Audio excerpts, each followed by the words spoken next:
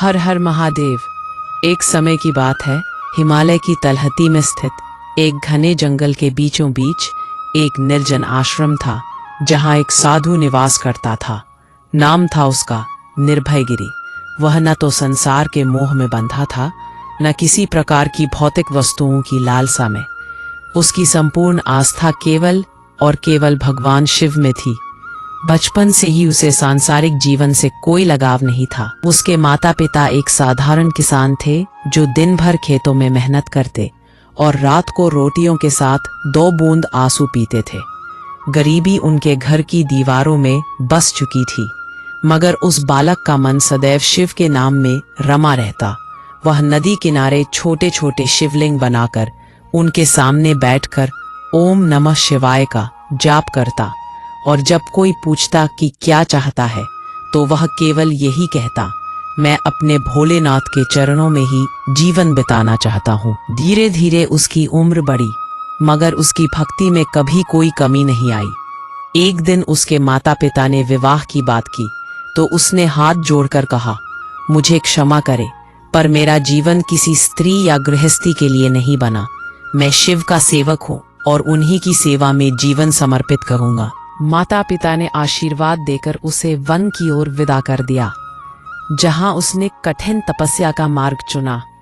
वह दिन में केवल एक बार भिक्षा मांगता और बाकी समय ध्यान में लीन रहता। उसका शरीर धीरे धीरे दुबला हो गया, मगर चेहरे पर तेज ऐसा कि हर आने वाला श्रद्धा से झुक जाता। वर्षा, सर्दी, गर्मी, कोई भी ऋतु उसकी साधना में बाधा नहीं बन सकी। वह सुबह 4 बजे उठता, गंगा जल से स्नान करता और फिर बिल्व पत्रों के साथ भगवान शिव का पूजन करता।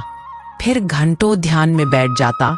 कभी कभी वो पूरे दिन निर्जल रहकर केवल शिव नाम का जाप करता। उसकी ख्याति दूर दूर तक फैलने लगी। लोग उसके दर्शन को आने लगे, मगर वह किसी से अधिक बातें नहीं करता, केवल मुस्कुरा देता और कहता, सच्चे मन से शिव का नाम लो, वही तुम्हारे सारे दुख हर लेंगे।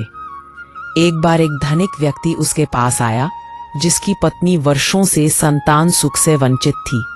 उसने साधु के चरणों में गिरकर प्रार्थना की, महाराज कृपा करें, मेरा घर सूना है।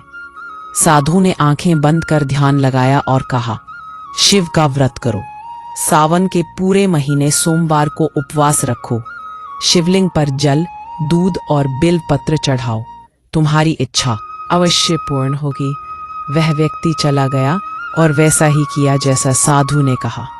कुछ ही महीनों में उसकी पत्नी गर्भवती हो गई। वह धनिक दौड़ा दौड़ा साधु के पास आया और सोने के आभूषणों से भरी थाली उनके सामने रख दी। मगर साधु ने मुस्कुराते हुए कहा, मुझे इन चीज़ों की कोई आवश्यकता नहीं। यदि कुछ देना ही है तो अपने जीवन में सात्विकता लाओ और दूसरों की सेवा करो, वही मेरे लिए सबसे बड़ा दान होगा।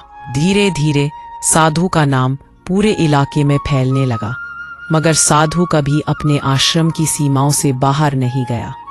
वह कहता, मेरा संसार यही है, यही मेरे शिव का धाम है। एक बार भयंकर तूफान आया, पेड़ गिर गए, झोपड़ियां उड़ गई, मगर साधु का आश्रम जैसे भगवान शिव की कृपा से अडिग खड़ा रहा। जब लोग उस तूफान के बाद देखने आए, तो पाया कि साधु ध्यान में लीन है और चारों ओर का वातावरण शांत है। लोगों ने कहा, यह कोई सामान्य व्यक्ति नहीं, स्वयं शिव का अंश है।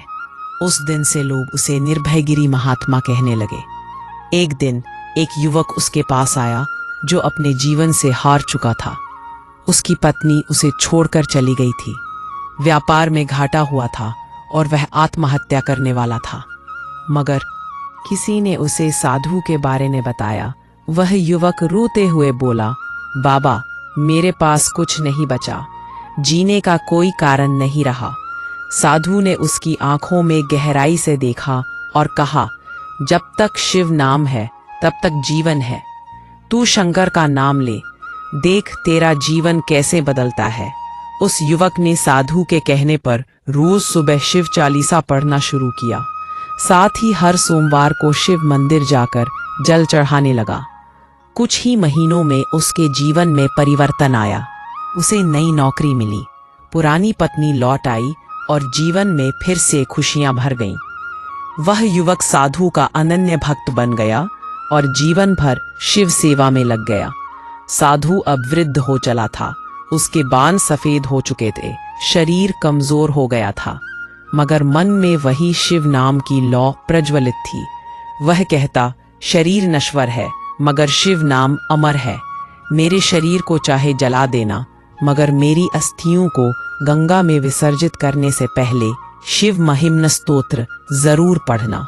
वह रोज रात को समाधि की मुद्रा में बैठता और गूढ़ मंत्रों का जाप करता। एक बार कुछ डाकू उसके आश्रम में आए। उन्होंने सोचा कि यहाँ जरूर धन छिपा होगा। उन्होंने साधु को धमकाया, मगर साधु ने शांत भाव से कहा, शिव का नाम लेने से बड़ी कोई दौलत नहीं। डाकू क्रोधित हो गए और आश्रम को जलाने का प्रयास करने लगे। उसी समय एक तेज आंधी चली, बिजली चमकी और एक वटवृक्ष की शाखा टूटकर गिर गई, जिससे डाकुओं का रास्ता बंद हो गया। वे घबरा गए और भाग खड़े हुए। तभी साधु बोला, यह मेरे शिव की लीला है, वे अपने भक्तों की रक्षा स्वयं करते हैं। फिर कुछ समय बाद साधु ने घोषणा की, अब मेरा शरीर ज्यादा समय तक इस धरती पर नहीं रहेगा, मैं शिव धाम जाने को तैयार हूं। लोगों ने यह सुना तो दूर दूर से हजारों लोग साधु के दर्शन को आने लगे। किसी ने सोचा था कि कोई चमत्कार होगा, कोई अद्भुत बात, मगर साधु ने बस इतना कहा, शिव को जानना है तो अपने भीतर झांको, अपने मन में शुद्धता लाओ, हर जीव में शिव को देखो, वही असली पूजा है।